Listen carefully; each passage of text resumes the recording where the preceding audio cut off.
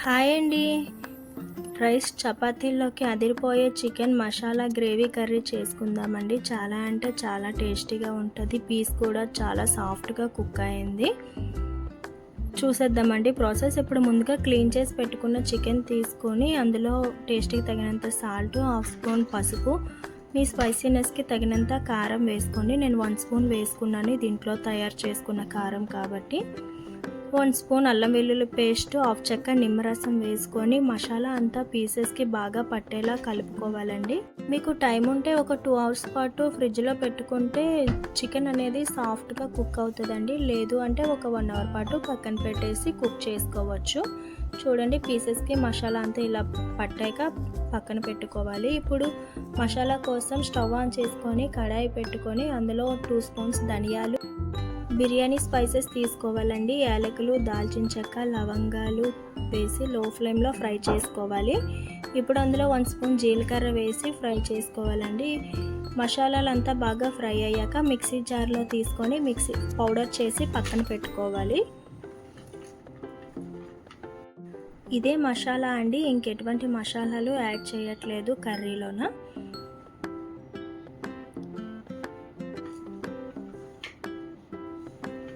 ఇప్పుడు stove on చేసుకొని మళ్ళీ అదే కడాయిలో ఒక 4 స్పూన్స్ ఆయిల్ వేసుకోవాలండి. ఆయిల్ వేసుకున్నాక కట్ చేసిన ఆనియన్ వేసి ఫ్రై చేసుకోవాలి.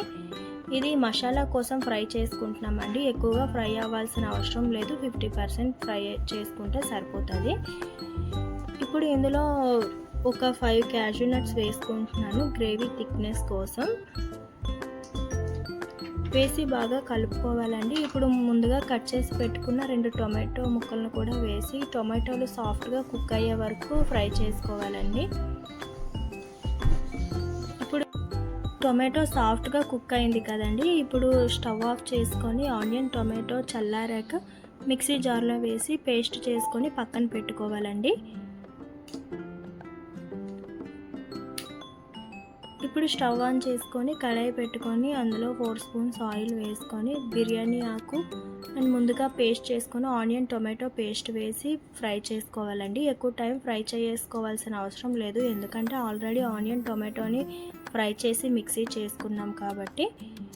ఒక 20%, 30% కుక్ చేసుకుంటే సరిపోద్ది ఫ్రై చేసుకుంటే. ఇప్పుడు అందులో 1 స్పూన్ అల్లం వెల్లుల్లి పేస్ట్ వేసి ఫ్రై చేసుకోవాలి. ఆయిల్ కొంచెం పైకి తేలే వరకు ఫ్రై చేసుకోండి. ఇప్పుడు అందులో ముందుగా మనం కలిపి పెట్టుకున్న చికెన్ ఉంది కదండి, అందులో చికెన్ వేసేసి హై ఫ్లేమ్లో ఒక 5 మినిట్స్ పాటు కలుపుకోవాలి. అలా కలుపుకోవడం వల్ల చికెన్ అనేది సాఫ్ట్గా కుక్ అవుతుంది అండ్ మసాలా కూడా పీసెస్కి పడుతుందండి. బాగా హై ఫ్లేమ్లో కలుపుకోవాలి. ఇప్పుడు చికెన్ అంతా కలిసాక ముందుగా మనం మసాలాని ప్రిపేర్ చేసుకున్నాం కదా, ఆ పౌడర్ అంతా వేసి ఒకసారి మొత్తం కలిసేలా కలుపుకోవాలండి. మీడియం ఫ్లేమ్లో అలా కలుపుకోవాలి.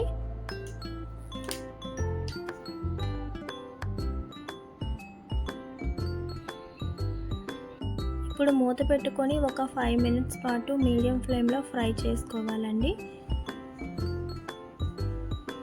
5 మినిట్స్ తర్వాత మూత తీసి ఒకసారి చికెన్ అంతా బాగా కలుపుకోవాలి. కలుపుకున్నాక అందులో వాటర్ యాడ్ చేసుకుందామండి. అది కూడా గ్రేవీ థిక్నెస్ చూసుకొని వాటర్ యాడ్ చేసుకోవాలి. ఎక్కువ వాటర్ యాడ్ చేసుకోకూడదు, ఎందుకంటే చికెన్లో ఆల్రెడీ వాటర్ ఉంటుంది కాబట్టి.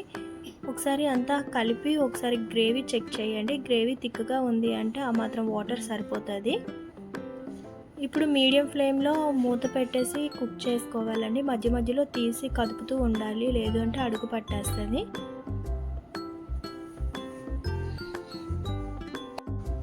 చికెన్ అనేది ఒక 80% వరకు కుక్ అయిపోయింది. ఇప్పుడు ఒకసారి కదుపుకోవాలి.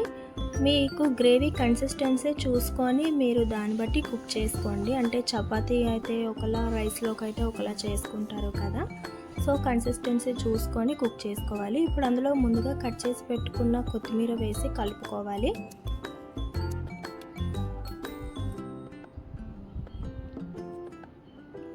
నాకైతే ఈ కన్సిస్టెన్సీ సరిపోద్దండి. ఇప్పుడు కొంచెం గరం మసాలా కసూరి మేతి వేసుకోవాలండి. క్రష్ చేసి కసూరి మేతి ఫ్లేవర్ అనేది చాలా బాగుంటుంది చికెన్ కర్రీలోకి. నేనైతే చపాతీల్లోకి చేసుకుంటున్నాను కాబట్టి నాకు ఈ కన్సిస్టెన్సీ సరిపోతుంది గ్రేవీ థిక్నెస్. మీరు చూసుకొని మీరు స్టవ్ ఆఫ్ చేసుకోవాలి. అండ్ ఇప్పుడు అందులో కరివేపాకు వేసుకోవాలండి. ఎప్పుడైనా సరే ఫ్రై కానీ కర్రీస్లోకి కానీ దించే ముందు కరివేపాకు వేసుకుంటే ఆ ఫ్లేవర్ అనేది చాలా బాగుంటుంది, చాలా బాగా వస్తుంది. అంతేనండి, చికెన్ గ్రేవీ కర్రీ రెడీ అయిపోయింది.